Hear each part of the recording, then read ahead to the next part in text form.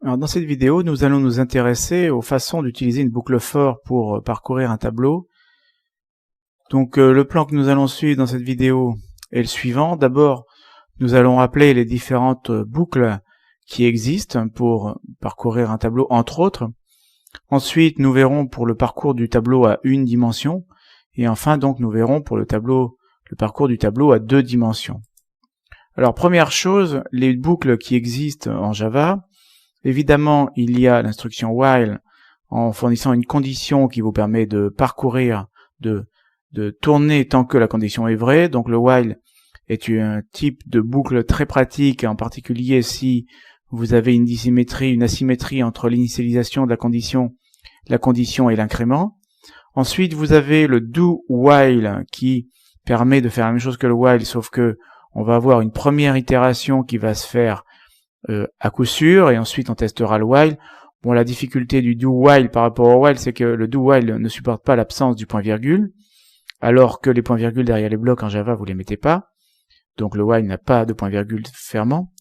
Ensuite, la boucle for, qui correspond donc de façon très explicite à une initialisation, une condition et un incrément. En l'occurrence, par exemple, for i égale 0, i inférieur à 1, etc. Donc ça, ce n'est qu'un exemple, bien entendu, mais la boucle for est très symétrique finalement. La boucle for est beaucoup plus lisible en général que le while, et bon, je sais qu'il y a des gens qui arrivent à rendre la boucle for illisible en mettant des listes d'initialisation, des listes des conditions compliquées et des listes d'incréments, mais normalement la boucle for reste quand même très très lisible.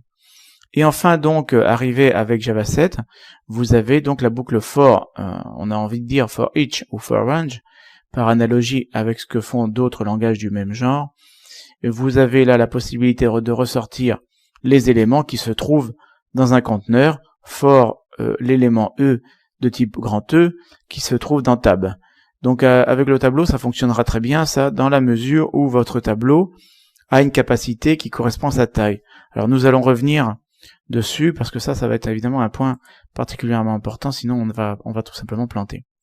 Alors parcourir un tableau à une dimension, c'est tout simplement soit parcourir avec une boucle basée sur une variable qui en fait est limitée par la length du tableau, ou alors avec une boucle for each entre guillemets, puisque for each n'existe pas comme instruction en Java.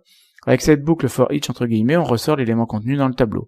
Ça va donc être les deux façons de faire, soit des boucles for, while, do while, avec des manipulations de variables de boucle, soit un for each. On considère en général que si votre objectif c'est de parcourir le conteneur, le tableau, du début à la fin, il vaudrait mieux manipuler un for each. Alors que si vous avez besoin, à un moment donné dans votre code, dans votre algorithme, de l'indice courant dans la manipulation du tableau, évidemment, il vous faut absolument parcourir le tableau avec un for, i égale quelque chose, ou un while avec donc la gestion des indices. Je vous rappelle que la différence entre while et for finalement réside surtout dans la facilité de rendre la boucle infinie par exemple. Ensuite, donc pour ce qui est du parcours du tableau à deux dimensions, bon, on avait déjà évoqué ces possibilités. En fait, la capacité du tableau length est utilisée dans toutes les dimensions qui doivent être parcourues. On va typiquement le faire avec une double boucle, donc, et les variables de boucle sont les indices d'accès aux éléments du tableau. Donc rien de bien original. On pourrait aussi éventuellement travailler avec du for each, mais je pense d'une façon moins naturelle que ce que l'on sait faire avec le tableau à une dimension. Donc je vous propose un petit bout de code réalisé avec NetBeans pour illustrer ces parcours. Donc je vais créer un petit projet sous NetBeans qui va être ici maintenant donc le FR 178.08.02. Voilà. Donc ce petit projet, dans le main de la classe principale, je vais venir parcourir quelques tableaux. Donc première chose, évidemment, il faut que je dispose d'un tableau. Ici mon tableau, je vais l'appeler table et je vais directement le remplir avec quelques éléments entiers. Voilà. Donc première possibilité effectivement, c'est de parcourir avec un while. Dans ce cas-là, ça suppose que l'indice du while est positionné à 0. Voilà. Ensuite, on va faire un while indice du while inférieur à tab.length. Alors mon code est particulièrement confortable ici, car la capacité du tableau, le nombre de cases allouées, est exactement la taille du tableau. La taille du tableau, c'est le nombre d'éléments que vous allez réellement utiliser dans un tableau. Et ici, le nombre d'éléments correspond forcément à la taille, puisque j'ai alloué de façon statique mon tableau. Si, au contraire, vous avez alloué un tableau avec, mettons, une capacité de 10, mais que vous n'utilisez que 3 éléments, vous remarquerez qu'ici, la boucle while va aller jusqu'à 10, forcément, alors que vous n'avez réutilisé que 3 cases du tableau. Donc, vous allez ici faire un traitement puissant du genre affichage du contenu du tableau, avec donc tab de crochet de indice while. Voilà. Donc là, je vais simplement faire afficher les éléments du tableau. Et puis, bien sûr, dans une boucle while, eh bien, il ne faut pas oublier d'incrémenter votre indice de boucle. Je pourrais faire exactement la même chose avec le do while. Do while, donc indice while inférieur à tab.length. Bon, ici, on va pas avoir une énorme différence.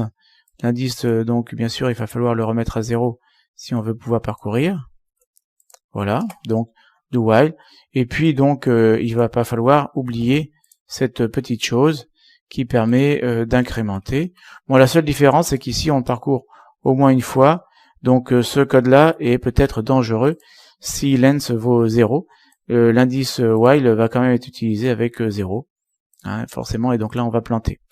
Enfin, donc, la boucle for, qui est évidemment la boucle la plus simple à utiliser.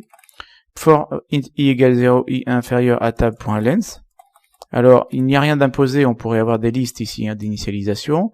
La condition pourrait être beaucoup plus complexe, et ici, je me propose simplement de rajouter 1 à i, mais je pourrais avoir effectivement des listes compliquées de manipulation de données de droite à gauche, par exemple des choses comme ça.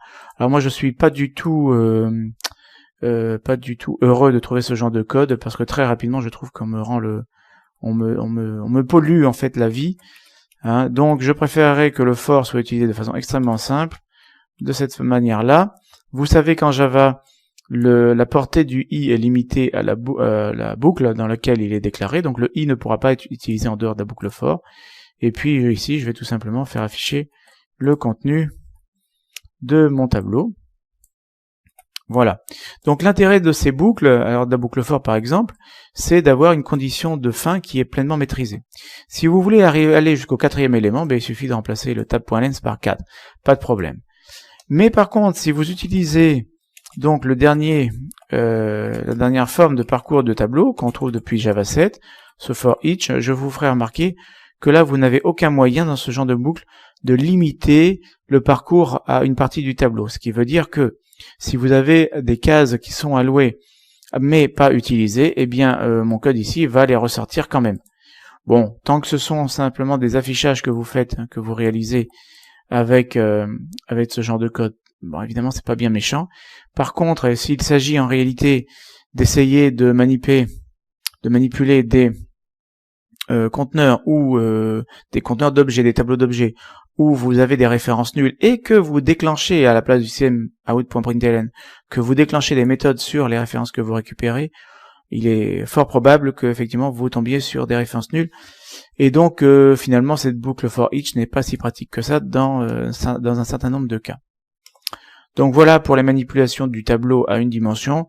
Je rappelle que pour un tableau à plusieurs dimensions, on va tout simplement faire ce genre de manip. Donc je donne quelques valeurs dans mon tableau. 5,6,4.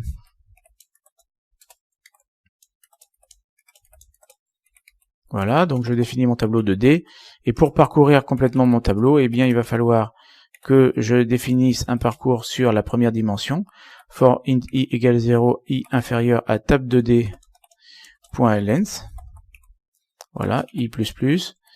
Et pour la deuxième dimension, je vais refaire la même chose. For int j égale 0, j inférieur à tab2d crochet de i.length. J++. Voilà. Et donc je vais, voilà, toc toc, parfait.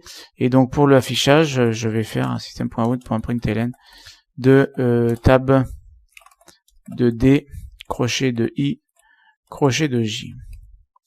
Voilà. Donc je me retrouve avec une boucle tout simplement à l'identique de la boucle utilisée pour les beaux tableaux à une dimension. Mais il faut que j'ai mes deux conditions d'arrêt, hein, donc il faut que j'ai mes deux capacités en fait. Voilà donc pour le parcours du tableau. Donc nous avons vu dans cette petite vidéo les différentes boucles qui vous permettaient de parcourir un tableau. Nous avons bien sûr insisté sur la boucle for. Le parcours du tableau à une dimension se fait de façon très simple en limitant le parcours au pire à donc length -1, donc les indices vont de 0 à length-1. Et pour le parcours du tableau à deux dimensions, eh bien, il faut tout simplement tenir compte qu'il y a deux dimensions et que length existe sur les différentes dimensions.